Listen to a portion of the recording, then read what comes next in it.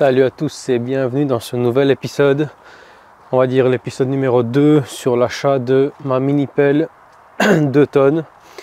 Dans cet épisode, je vais vous parler un petit peu prix, je vais vous montrer un petit peu plus en détail pourquoi j'ai choisi ce modèle-là. Je vais également vous montrer ce que j'ai acheté, donc globalement ce qu'elle peut faire. J'ai un petit peu plus de recul, j'ai déjà bossé 10 heures avec, donc voilà, je sais déjà un petit peu mieux ce qu'elle peut faire et vraiment je suis très satisfait de mon achat, ça c'est une certitude. Si vous entendez des fois des poules, des coqs, c'est normal, hein, on est à la campagne, vous voyez derrière moi. Le voisin il vient d'adopter quelques poules et ça m'arrange parce que je compte le faire aussi et j'ai pas envie d'être le premier à mettre un coq qui gueule dans le quartier, donc ça m'arrange vraiment. Alors là, Wacker Neuson ET18, combien ça m'a coûté? Et pourquoi j'ai choisi déjà d'acheter une mini pelle. Je mets la caméra sur un trépied et je te reprends pour t'expliquer ça. C'est parti.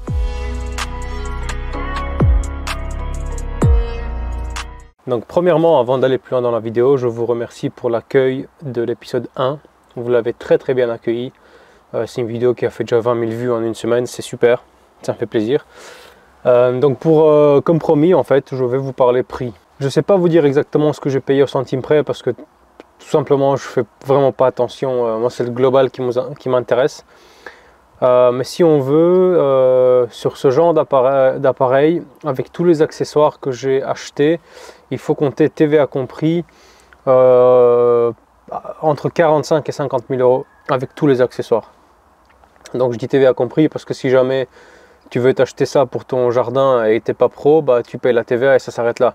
Moi je récupère encore la TVA, donc il y a de ces plus ou moins 45 000 euros, je récupère encore les 21%, donc l'État me les rembourse puisque je suis professionnel. Voilà, si tu as suivi l'épisode 1, ce que je te souhaite, puisque sinon cet épisode là n'a pas vraiment de sens. Donc si tu as suivi l'épisode 1, excuse-moi, je me suis arrêté parce qu'il y avait une alarme qui a sonné et je voulais pas que ça s'entende sur la caméra. Tu as remarqué que j'ai acheté plusieurs accessoires aussi.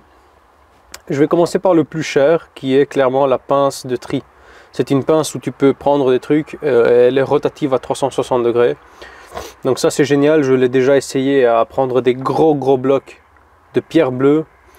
Franchement la machine elle a une puissance sans broncher, enfin bref j'ai déjà chargé la remorque avec, j'ai déchargé, c'est magnifique, franchement c'est magnifique.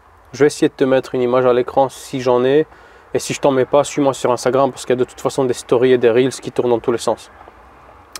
Donc ça, la pince rotative, il faut compter un budget, je sais pas, entre 4 et 5 000 euros en fonction de ce que tu négocies comme remise, si tu prends exactement la même que moi. Ensuite il y a eu également le marteau-piqueur hydraulique, donc c'est un marteau-piqueur de 100 kg, 101 kg exactement. C'est pas le modèle le plus petit fait 70 kg, mais bon, encore une fois, un marteau-piqueur comme ça, je pense que ça doit être entre 2 et 3 000 euros, et quand je dis je pense, c'est que je me souviens vraiment plus, mais c'est dans ces eaux là. Il y a le râteau que tu vois ici, en fait ça c'est, je sais pas, c'est autour de 700, entre 700 et 1000 euros je pense. À première vue ça peut paraître un accessoire pas très pratique, mais en fait moi j'ai carrément sous-estimé ça parce que en fait j'utilise énormément pour trier la terre. Tu sais, des fois typiquement j'ai un peu nettoyé devant ma cour, enfin devant ma cour, devant la porte, enfin l'entrée parce que j'ai deux entrées, c'est une 4 façades. Et en fait je me suis rendu compte que l'ancien propriétaire avait mis du petit gravier. Et moi j'enlevais toute l'herbe et à chaque fois le gravier, je secouais, il retombait, j'enlevais l'herbe. Et tout le tas ici à ma gauche d'herbe, en fait c'est ce qui vient de devant parce que je compte déjà préparer pour mettre une petite clôture. Ensuite il y a eu la griffe, la dent Reaper, celle pour dessoucher. Tu sais, il y a eu, justement dans l'épisode 1, j'étais en train de dessoucher les 2 souches de sapin avec cette griffe là. C'est un truc que j'ai carrément sous-estimé et encore une fois, j'étais conseillé par Benoît de Torfs Compact Machinery, c'est d'ailleurs là que j'ai acheté la machine. Je l'ai acheté, hein, c'est pas du tout un placement de produit, je l'ai payé, voilà, comme tout le monde. Il a quand même fait un super geste sur certains trucs et surtout j'ai reçu une plaque vibrante. Je vais vous faire une vidéo sur ça aussi parce que c'est un super outil, Wacker Neuson. Donc voilà, j'ai quand même il a quand même été gentil et m'a offert quand même un petit cadeau, donc ça je tiens à le dire devant la caméra. Ceci dit, voilà, tout ce que vous voyez ici, j'ai quand même payé. Donc j'ai été conseillé par Benoît pour la dent Reaper. Il m'a dit écoute, j'ai regardé ta chaîne YouTube, j'ai vu ton terrain et vraiment ce truc là il te le faut parce que pour dessoucher ça va te sauver la vie. Il y a beaucoup de gens qui dessouchent avec un godet à dents, mais c'est pas fait pour ça, parce qu'en fait si tu prends typiquement, tu as un godet de 45 et tu prends une racine avec la dent à gauche ou à droite, en fait tu fais une rotation sur ton bras, puisque tu mets toute la pression de manière décentrée sur ton bras. Donc ça c'est pas bon. Il y en a qui le font, ça marche, hein, mais ça use prématurément certaines pièces. Alors que la dent Reaper, typiquement, c'est à chaque fois une pression axiale sur le bras, tu vois. Et ça, c'est parfait. Donc voilà, j'ai eu ça aussi, je sais pas, moi, ça doit être entre 600 et 1000 balles. J'ai eu 3 godets, un godet de 1 mètre que j'utilise énormément. Typiquement, je vais te montrer, j'ai fait un trou avec parce que le voisin a besoin de terre et moi, je dois évacuer. Enfin, ça, je t'expliquerai dans le chapitre pourquoi j'ai acheté la machine. J'ai un godet banane de 25. C'est possible, de 25 ou 30 cm plus ou moins. Le godet banane, c'est typiquement le genre de godet que tu achètes pour creuser des tranchées. Donc tu dois creuser une tranchée de 25 cm. Ben, avec le godet banane, tu sais aller hyper bas et vraiment, je pense que ça fait vraiment un peu plus large que le bras. C'est juste pour pouvoir creuser. Il y a une petite pluie, c'est hyper beau. J'espère juste que ça... Bon, techniquement la caméra elle peut encaisser, mais j'espère que ça s'est pas mis sur l'objectif parce que je suis assez loin, je vois pas. Donc godet banane aussi, je sais pas, moi ça doit coûter 600, 700 balles, enfin là, je pense. Et un godet de 45 cm, je pense, avec 3 dents. Alors, les dents sont boulonnables. Ça, c'est excellent parce que typiquement, si tu veux creuser et niveler un peu la terre en creusant, des fois tu n'as pas besoin de dents, parce que les dents c'est bien pour creuser en profondeur parce que ça t'arrache la terre sèche, mais typiquement si tu mets des dents, bah, en fait tu n'auras pas cet effet lisse, tu vois. Donc c'est magnifique, elles sont boulonnables, je peux les enlever et les boulonner quand je veux, ça c'est super pratique. Et alors en termes d'options, évidemment, puisque j'ai tous ces accessoires là, c'est des options qui s'ajoutent sur la machine, puisque tu te rends bien compte que j'ai des canaux hydrauliques en plus.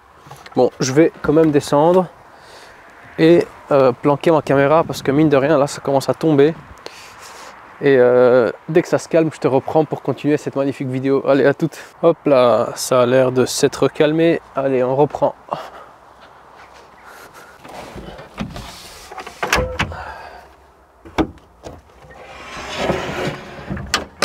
Bon, donc de mémoire je pense que j'étais aux options hydrauliques sur la machine. En fait tu verras parce que je vais te filmer la machine en détail. C'est une machine de type A, donc en fait il y a toutes les options hydrauliques possibles et imaginables. La seule option que je n'ai pas pris, c'était le graissage automatique. C'est une option qui coûte plus ou moins 3000 €. Je trouvais que la facture commençait à monter quand même assez pour moi. C'est-à-dire que si j'avais une équipe de 10 personnes, que je fais tourner la machine et que je ne fais pas confiance aux autres sur l'entretien, à ce moment-là, ça vaut la peine. Mais selon mon calcul de rentabilité, payer 3000 € sur un graissage que je sais faire moi, toutes les 10 heures d'utilisation, ça me prend 20 minutes. Voilà, en plus ça m'amuse un peu, tu sais, en même temps je check un peu les axes, etc. D'ailleurs, je pense que je vais faire une vidéo spéciale comment graisser ce genre de machine avec une pompe à graisse, ou je vais peut-être même investir dans une petite pompe sur AQ. Voilà. Donc voilà, j'ai pas cette option là, mais à part ça j'ai tout. Fatalement tu te rends compte que pour pincer avec la pince de tri, bah, il faut un canal hydraulique. Je pense même qu'il en faut deux, un pour pincer, un pour dépincer, mais je peux peut-être raconter de conneries. Mais en tout cas il faut un circuit hydraulique pour pincer, il faut un circuit hydraulique pour tourner la pince, donc c'est déjà deux choses différentes. Quand je mets le marteau-piqueur, j'ai ici une manette à basculer pour que le débit d'huile soit plus important sur le circuit du marteau-piqueur, parce qu'en fait le marteau-piqueur est composé de gaz, je pense qu'il est composé d'azote, et il y a un circuit d'huile qui est beaucoup plus important, qui fait vraiment la percussion du brise-roche en fait. Donc d'ailleurs j'ai reçu aussi un outil pour vérifier la pression de gaz, il faut peut-être en rajouter, je sais pas moi, toutes les 100 heures d'utilisation, j'en sais rien. Je vais vraiment vérifier de temps en temps et compléter s'il faut. Et voilà, et alors pour passer à l'autre chapitre, et ensuite je vous ferai des gros plans et on la mettra en route pour vous expliquer un peu ce qu'elle sait faire. Pourquoi j'ai acheté cette machine, ou en tout cas pourquoi j'ai acheté, on va dire plutôt pourquoi j'ai acheté une mini pelle. Et c'est dans le chapitre numéro 3, donc plus tard dans la vidéo, que je vous expliquerai pourquoi j'ai acheté cette mini pelle. Il faut partir du principe que moi je dois retourner ici, je sais pas moi, 20, 100, 200, peut-être 300 mètres cubes de terre à l'œil, hein. Enfin là je suis en train de m'imaginer des conteneurs de 20 mètres cubes un à côté de l'autre, tu vois. Donc à l'œil, et ça c'est de la terre compactée, donc dès que tu l'aères, elle prend 30% plus de volume, bref. À la main c'est tout simplement impossible, donc déjà ça.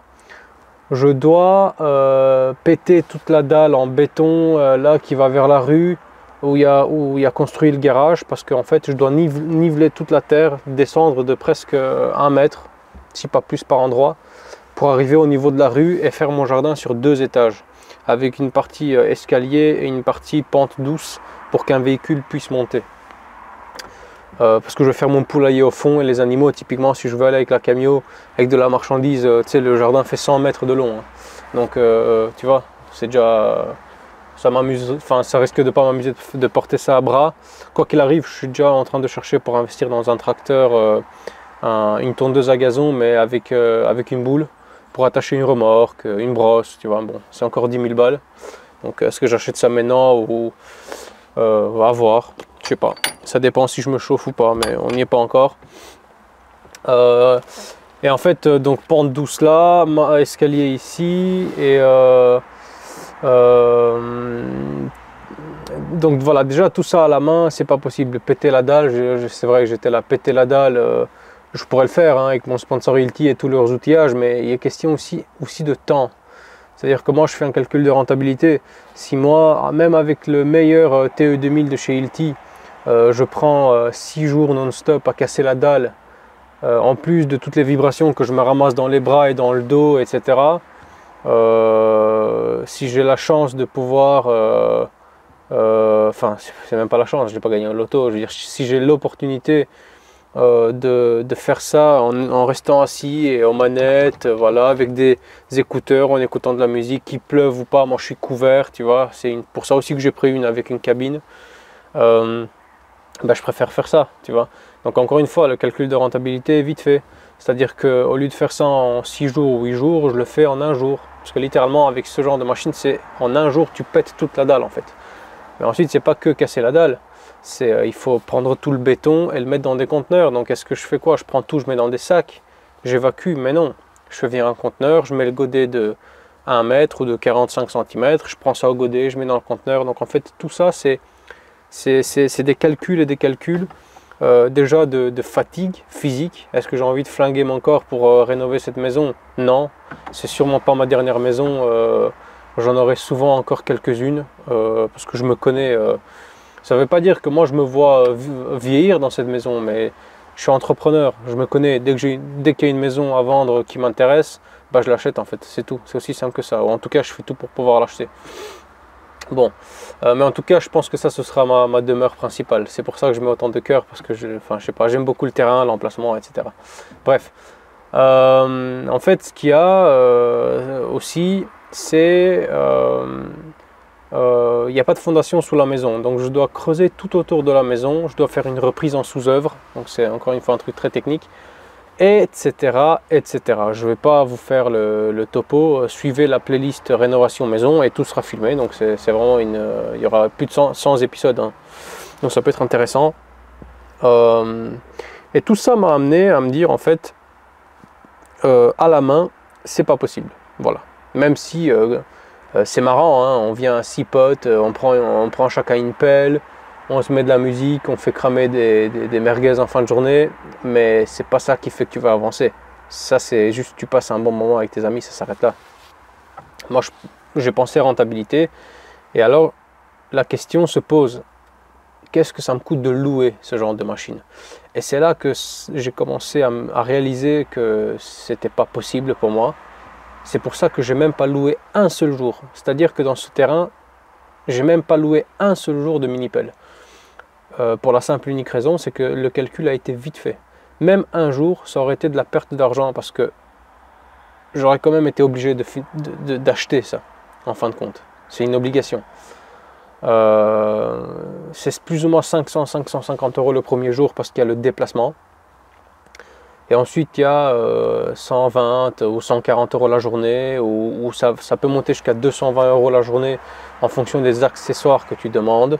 Je te parle même pas de caution et je te parle même pas d'agenda.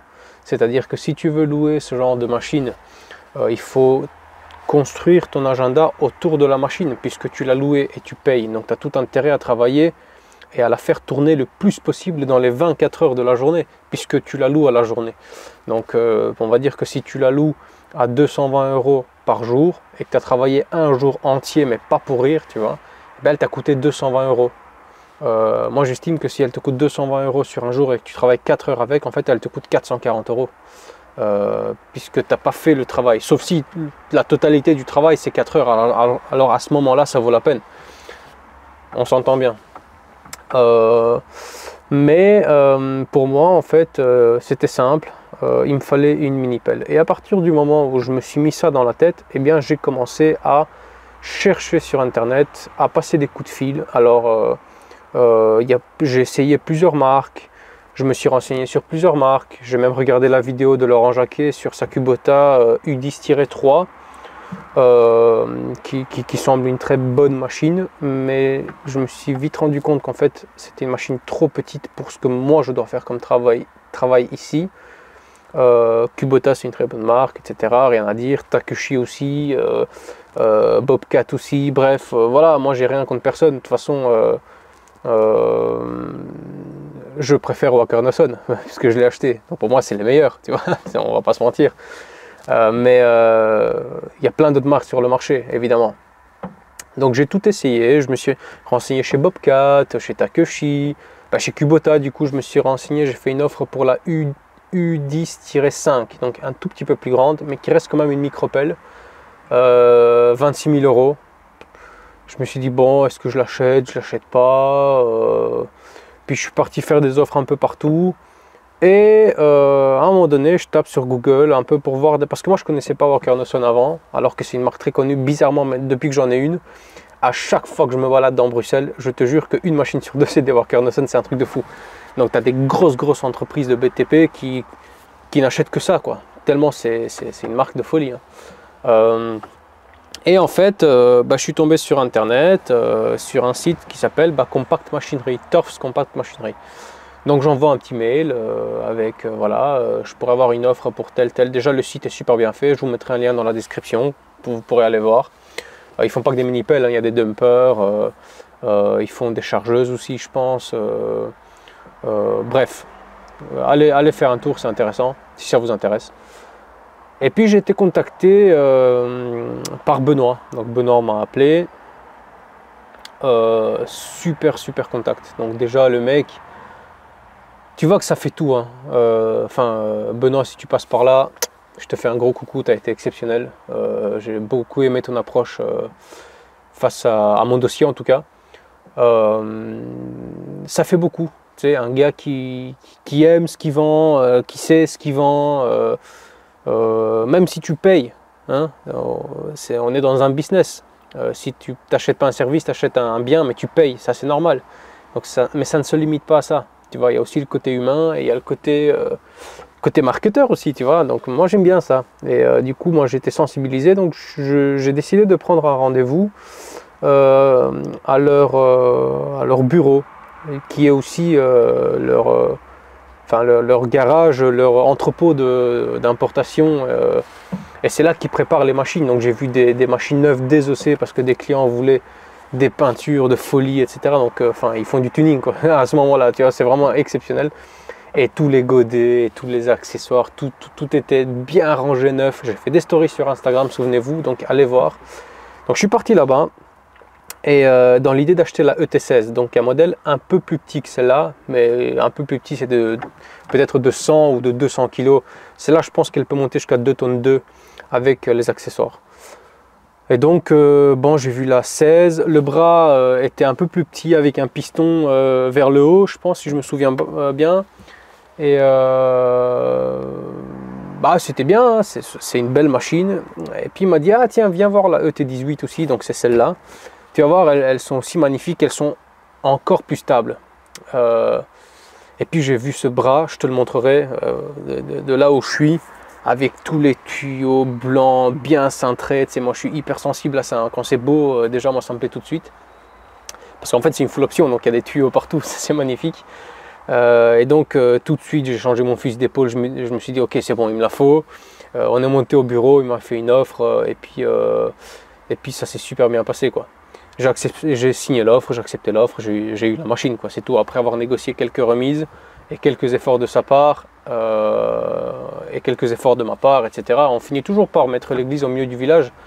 C'est ça le business en fait, hein. Quand on le fait dans un cadre professionnel compétent, ben, le business c'est ça. C'est des compromis, c'est des négociations, c'est du marketing. Moi je suis pas naïf, je sais très bien que tout le monde gagne sa vie sur ça. Mais moi ça rentrait dans mes comptes et c'est tout ce qui comptait. Bon. Ensuite, enfin même avant même de, parce que c'est vrai que j'ai sauté une étape, avant même d'aller prendre rendez-vous, ce qui s'est passé, c'est que je me suis renseigné sur internet de ce que peut faire la machine. J'ai imprimé la fiche technique et j'ai comparé avec des fiches techniques d'autres grandes marques. Du coup ça c'est une grande marque aussi, mais j'ai comparé pour voir un petit peu au tonnage, sa puissance, etc. Et en fait enfin, c'est tout s'équilibrer, etc. Et finalement, je me retrouve avec une machine qui n'est pas forcément moins chère que des grosses marques, hein, mais qui reste quand même moins chère, par exemple, qu'une Caterpillar ou qu'une Bobcat. Bon, moins cher, je pense qu'on est à 5% moins cher ou maximum 10% moins cher, et encore ça dépend. Donc on n'est pas, c'est pas du moitié prix, hein, c'est vraiment dans la gamme de prix, mais un petit peu moins cher. Et je me suis dit, mais attends, alors moi je suis un gros maniaque des outils, j'adore tout ce qui est beau. Ceci dit, à un moment donné, il faut aussi se rendre à l'évidence. Je ne fais pas du BTP H24, je ne fais pas des routes, des trottoirs, ma machine n'ira pas dans d'autres mains que les miennes et éventuellement celles de Guillaume. Donc j'ai pas non plus besoin d'une machine capable d'encaisser des chocs, et ce sera une machine que je vais entretenir aux petits oignons et ça va être mon utilisation personnelle et professionnelle évidemment, parce que figurez-vous que depuis que j'ai sur le terrain, il y a déjà 2 voisins qui m'ont demandé un devis avec Adneo pour retourner une butte de terre pour faire un parking, etc. Donc tu vois, c'est 2000 € par là, c'est un devis de 4500 € par là. Donc finalement la machine sera payée par Adneo en plus que moi j'utilise sur mon terrain. Donc en fait, voilà, à la base c'est vraiment un achat professionnel, même si j'ai mis en avant ma maison parce qu'on est dans la chaîne YouTube où je rénove ma maison. Et quelque part, je vais acheter une remorque 3 tonnes que je vais pouvoir la transporter, accepter des chantiers. Typiquement en électricité, je dois tirer un câble sur 30 mètres. Bah, là où je devais louer, bah, maintenant je vais transporter ma mini-pelle et arrêter de payer. Donc en fait, à long terme, elle va se payer rien qu'en intervention professionnelle. Bref. Donc comme je reviens sur ce que j'ai dit, j'entretiens moi-même la machine, etc. Donc j'avais pas besoin non plus d'un truc hyper costaud. Enfin, quand je dis costaud, c'est toujours, n'ayons pas peur des mots, hein. Elle encaisse, hein. Quand je vois ce que je lui mets dans la figure, je suis quand même étonné de ce qu'elle peut encaisser, cette petite machine. Je pense qu'il y a un moteur Yanmar de 1,1 litre derrière, et puis voilà. Je peux mettre du diesel rouge ou blanc. Moi je mets du diesel blanc. Alors bon, là on est à 2 € le litre, mais je m'en fous. Je veux dire, j'ai acheté 3 jerrycans de 20 litres, je l'ai acheté par 60 litres, ça me coûte 115, 120 € grand max. Et puis voilà, ça consomme pas énormément non plus, c'est-à-dire moi je mets 20 litres dedans et je travaille, et je me retrouve à retourner à dessoucher les trucs, et je suis encore à moitié de réservoir, tu vois. Donc j'ai vraiment pas l'impression qu'elle consomme beaucoup, en tout cas comparé à la charge de travail que je fais. Sur ça je suis super satisfait. Et puis c'est même pas une question de blanc ou de rouge, moi je mettrais bien du rouge, mais logistiquement c'est compliqué. la première pompe qui fournit du rouge chez Lukoil. Si tu veux, moi j'ai une carte pro Lukoil. Sur ma société, elle est à 30 km, c'est chiant, alors que j'ai un Lukoil juste ici à 2 minutes. Donc je prends du blanc, voilà. Et pour ça, à part ça, voilà, vous avez toutes les infos. Et maintenant je vais vous présenter un petit peu en détail, parce que mine de rien, le soleil commence à baisser et je préfère le faire encore dans cette vidéo. Allez, c'est parti. Donc d'abord accessoires, comme tu vois, accessoires, ça c'est le godet boulonnable, tu vois. Là j'ai un peu bossé avec, mais tu vois, hop, là tu mets les boulons et tu as tes 3 dents. J'ai le marteau-piqueur hydraulique que je dois mettre à l'abri, mais c'est parce que la pluie m'a pris de court. Je l'ai testé en piquant un peu dans la dalle et en défonçant un piqué pour voir ce que ça donne, et c'est magnifique. La fameuse pince de tri que vous avez bien vue dans l'épisode 1, mais vous me verrez l'utiliser parce que c'est un outil exceptionnel. Le godet de 1 mètre que j'ai utilisé, la dent Reaper pour dessoucher et le godet banane que j'ai encore jamais utilisé. Et alors je vous ai dit que j'ai creusé un trou avec ça pour filer un peu de terre au voisin, je l'ai creusé là. Aucune difficulté, je sais pas si vous réalisez la taille du trou, on est à 1 mètre de profondeur. Franchement, hop, comme dans du beurre. Et finalement, le niveau là, c'est le niveau que je vais devoir arriver avec la maison. Comme ça, tu te rends compte un peu et ça, jusque un peu plus loin que la mini-pelle. Hein. Comme ça, tu te rends compte un peu la quantité de terre que je vais devoir déplacer. Voilà, donc rien que ça, voilà, tu visualises déjà. Ensuite, la fameuse mini-pelle. Et puis évidemment, l'accessoire du râteau, mais ça tu l'as déjà vu.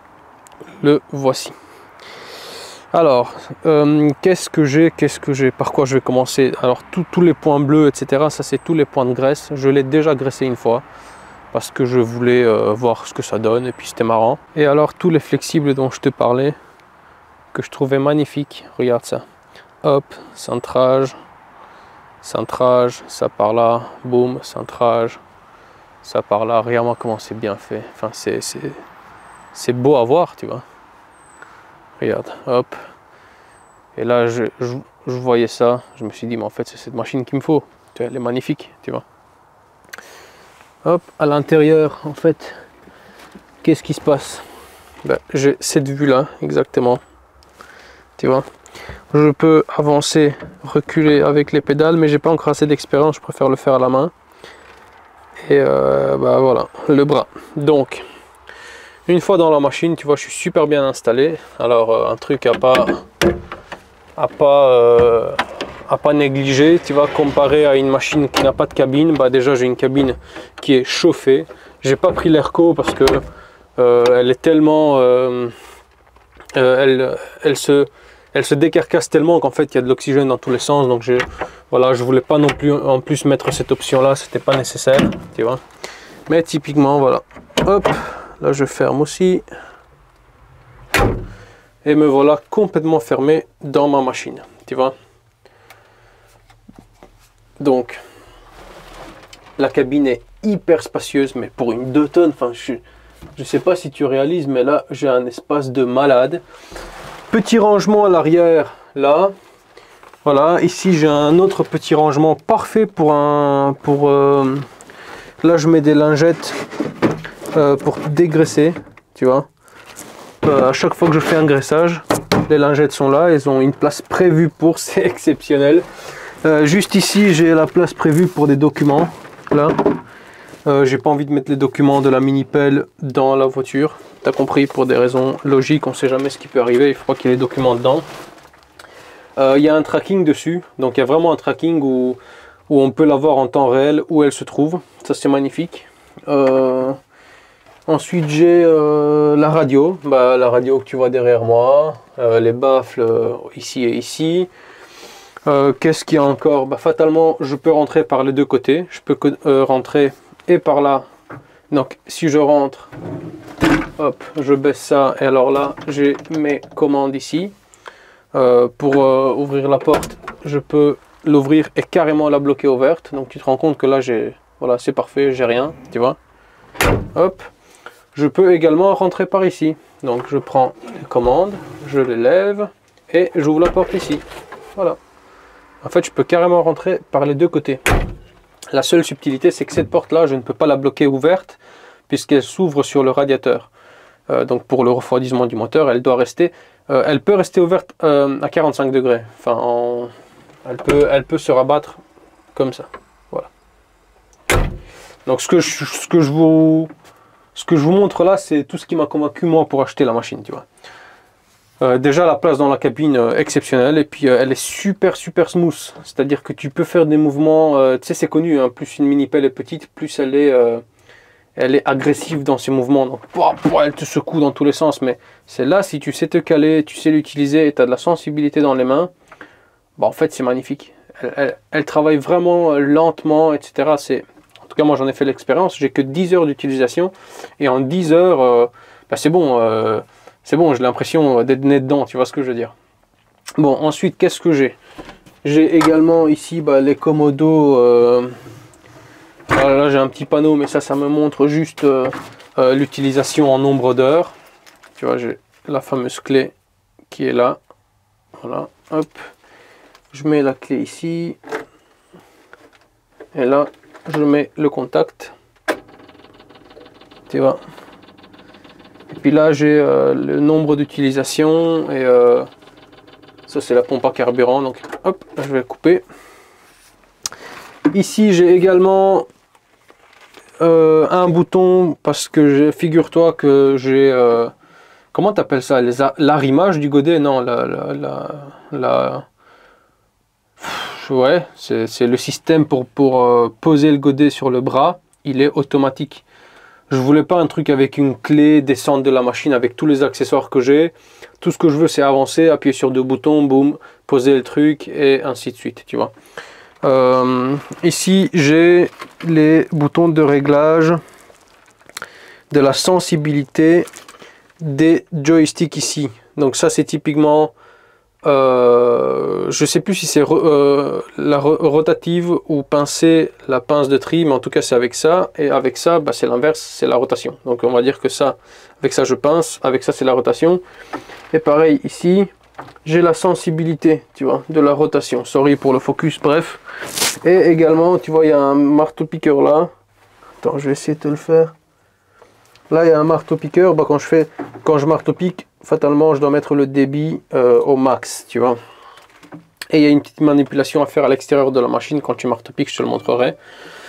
Ensuite, pourquoi j'ai adoré cette machine? Déjà, parce que elle s'ouvre complètement, donc c'est un peu chiant à faire à une main, donc excuse-moi, mais je vais poser la caméra là, hop, voilà, attends, je vais le faire avec le pied,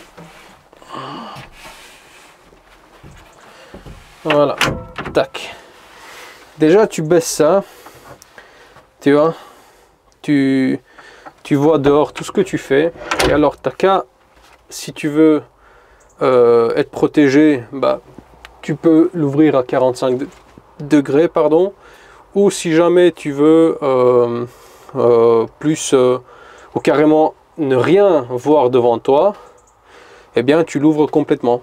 Et en ouvrant complètement, tu débloques ici. Attends, parce qu'encore une fois à une main c'est compliqué. Voilà, tu vois, je l'ai débloqué et là je tire vers moi et regarde. Il vient en haut, en haut, en haut. Et là, une fois qu'il est en haut, je viens le clipser là et là. Voilà. Et tout est prévu, quoi. C'est-à-dire que s'il y a un peu d'eau dedans, elle va basculer avant que ça tombe dessus. Ici, j'ai le lave-glace. Et voilà.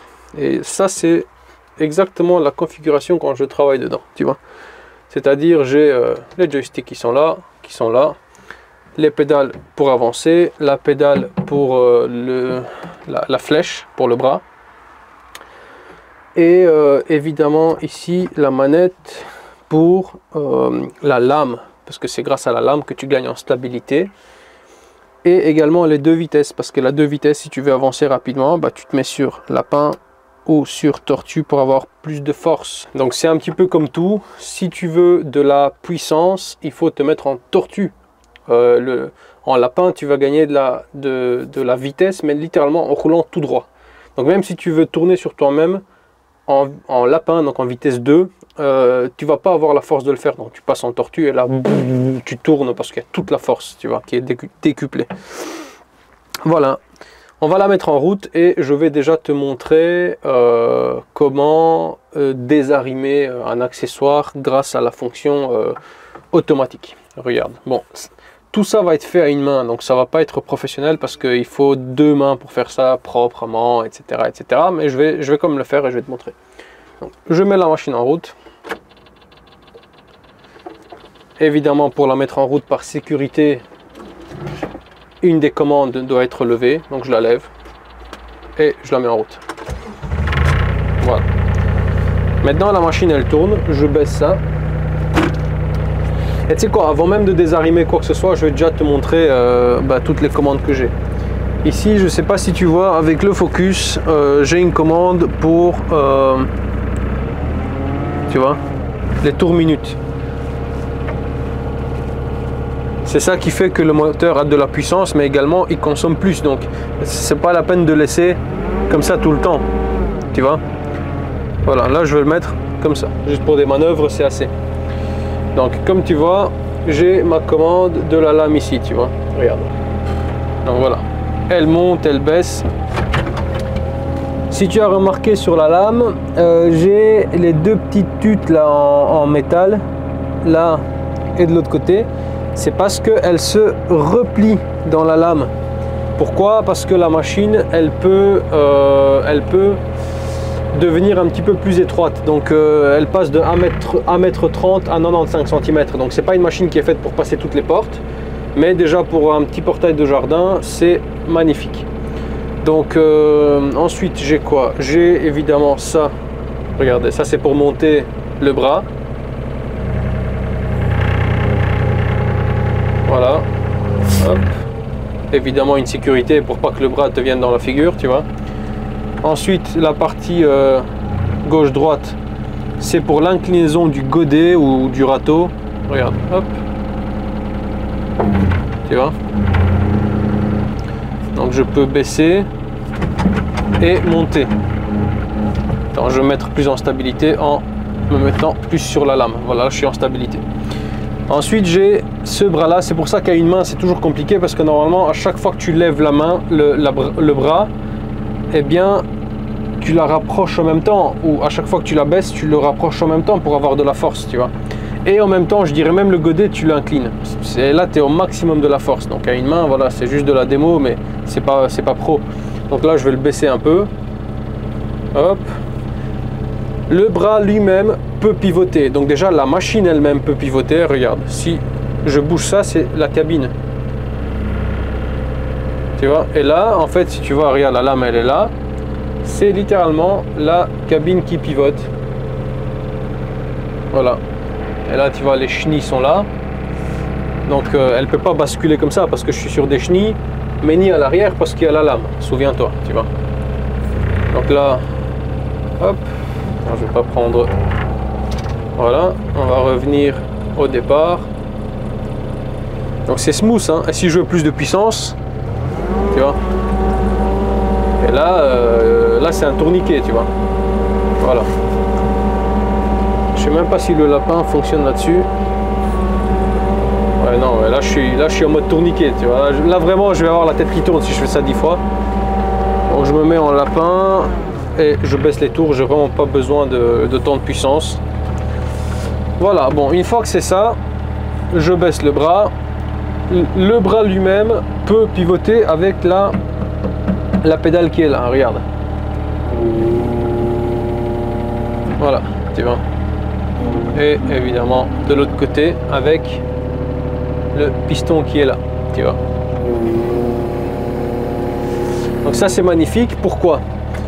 Parce que en fait en tournant tu as toujours un axe typiquement moi j'ai un godet qui est comme ça. Et bien si je veux tourner avec ma cabine et le bras en même temps, je gagne plus d'ouverture pour pouvoir m'aligner sur un truc qui est penché. Je sais pas si mon explication est claire, mais en tout cas c'est hyper pratique. typiquement, des fois, t'as pas forcément la place pour tourner la cabine et tu veux creuser là, bah, tu tournes pas la cabine, tu tournes le bras et tu creuses. Voilà. Il faut juste savoir que quand tu creuses comme ça, tu es désaxé de la lame, donc tu pourrais être secoué, parce que bon là, quand je suis axé sur la lame, c'est vraiment c'est l'optimal, tu vois. Ensuite, j'ai monter et descendre, ça c'est pour rapprocher, tu vois. Et là, tu rapproches ou au contraire tu éloignes. Voilà, et là j'ai éloigné à fond et là je vais le monter à fond, tu vois. Voilà, et en plus le râteau je vais le monter à fond. Voilà, là je suis à fond de chez à fond de chez à fond, tu vois. Voilà, là le bras il est contracté, tous les pistons sont contractés, tu vois. Voilà. Hop. Donc je vais te montrer également comment faire pour rétrécir les chenilles, parce que ça c'est aussi intéressant. Comme ça tu vois aussi un petit peu les autres fonctionnalités. Tu vois, regarde, enfin oui non, d'abord, ouais, sorry, hein, je passe un peu du coq à l'âne, mais voilà, on parlait de comment changer un godet. Donc c'est pas compliqué, regarde, je vais essayer de me mettre comme ça. Pour changer un godet, en fait, je dois me mettre en sécurité. Donc, je dois activer ça. Typiquement, tu vois, il y a un godet ici, tu vois. Voilà. Là, il y a un bruit sonore. Ensuite, il y a un petit bouton là qui est... Voilà, celui-là. Je dois poser mon pied dessus. Tu vois. Poser mon pied dessus. Et une fois que mon pied est dessus, je viens monter la lame au maximum. Et une fois que la lame sera montée au maximum, si tu veux, le circuit d'huile de la lame va m'ouvrir deux espèces de ressorts là. En fait, c'est des solénoïdes qui viendront me libérer le godet. Regarde. Parce que là, la lame se lève toujours. Attends une minute, hein. Hop. J'essaie de te faire le focus. Voilà. Là, j'ai laissé le bras ouvert exprès. Attends, je vais fermer pour le bruit. Voilà. Là, j'ai laissé exprès le bras comme ça c'est impressionnant sur la caméra. Mais si tu veux faire ça de manière plus mousse, eh bien, tu te mets plus comme ça. Tu vois. Bon, là, c'est pas grave parce que ça pèse rien, donc c'est pas un problème. Pareil, si tu veux le monter, idéalement pour monter, même si moi j'ai fait l'erreur dans la première vidéo, je pourrais, aller pour l'exemple de la vidéo, je pourrais le laisser comme ça, refaire la même chose, appuyer sur le bouton et tirer sur ça, et là ça va me le clipser. Voilà, j'enlève et là il est parfaitement clipsé, tu vois. Mais idéalement c'est de donc le déclipser. Hop.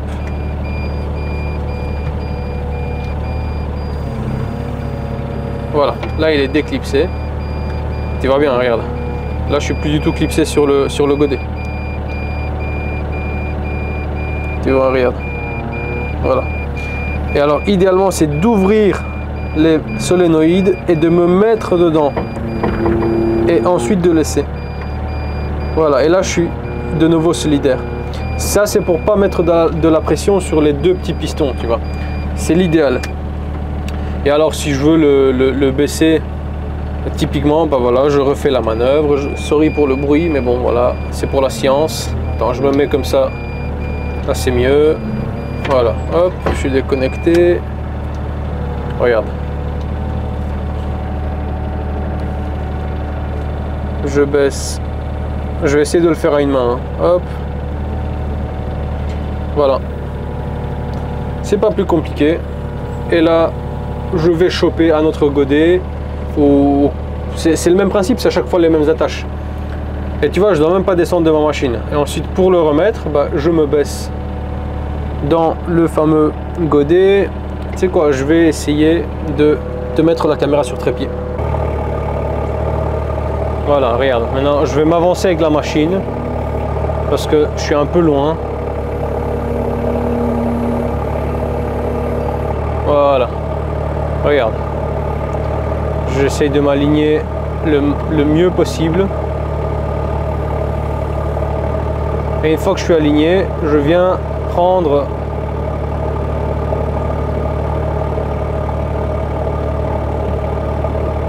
voilà, regarde.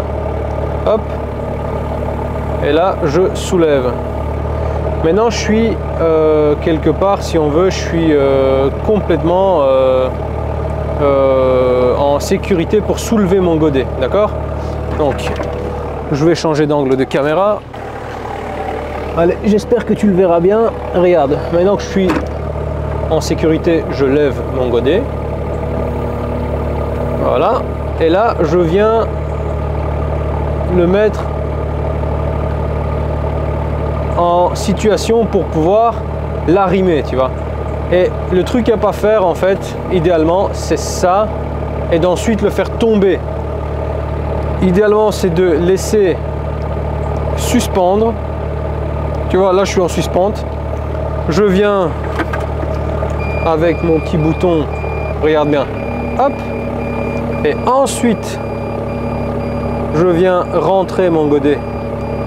Une fois que c'est rentré, je lâche mon pied, hop, et là les ressorts ont fermé la sécurité tout seul, et là je suis parfaitement armé si on veut pour, tu vois, je peux mettre ça, hop, et enlever de la terre et faire ce que je veux. Regarde, voilà.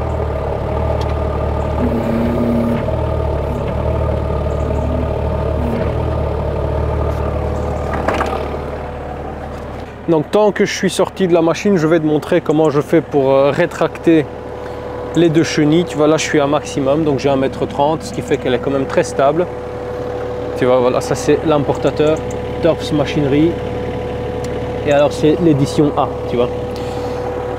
D'ailleurs, tu vois que c'est tout ça que je gagne des deux côtés. Et en fait, j'ai une manette ici, regarde. J'ai une manette là, que je viens basculer. Et là, quand je fais la commande, c'est vraiment l'huile hydraulique qui passe dans les chenilles. Et idéalement pour ça, je dois me soulever sur la lame et également retourner la machine et me mettre sur un godet ou sur le râteau. Je te montre, regarde. Donc, je vais rapidement soulager les chenilles.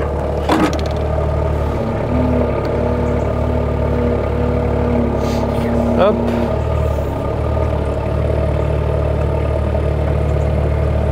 Voilà, et là en fait je vais me mettre sur le bras.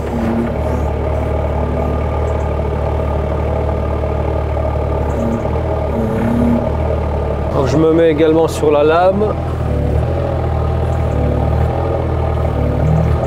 Voilà, comme tu remarques, là, je sais pas si ça se voit sur la caméra, mais les chenilles sont complètement, tu vois, en lévitation si tu veux.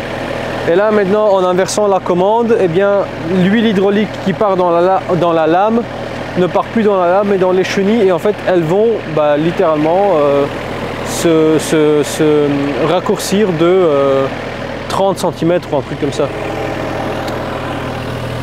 Allez, je te montre. Voilà. Hop. Hop. Tu vois?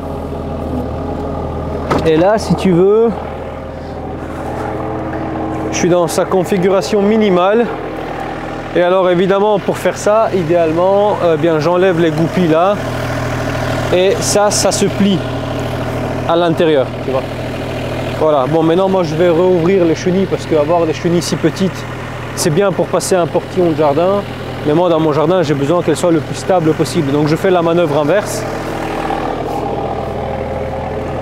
Hop.